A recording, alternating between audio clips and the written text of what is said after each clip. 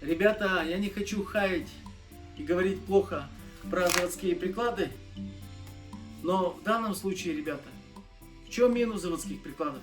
То, что они штампуются, что они делаются на заказ. Все в одном размере. Но люди-то разные. Надеюсь, у вас есть согласие.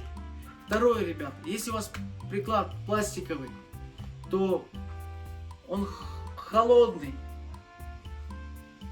Осенью, весной, в какое-то демисезонное время. Он холодный, он держится не так живо, как дерево хотелось бы держать. Это деревянный, он покрашен в черный цвет. Также иногда бывает, хват вот этих двух пальцев вылазит, или одного пальца, как у меня сейчас. Также бывает то, что палец не достает до курка. Всегда единый револьвер, всегда единый наклон. Нету, друзья, питча.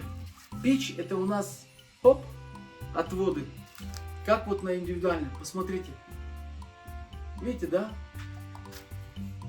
Идет завал.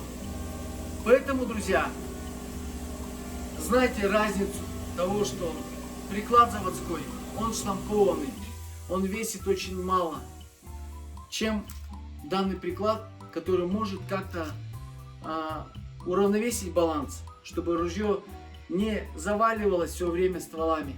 Конечно, с 5 патронами это все равно будет заваливаться, но деревянный приклад, он даст более-менее какой-то плюс в сторону отклонений.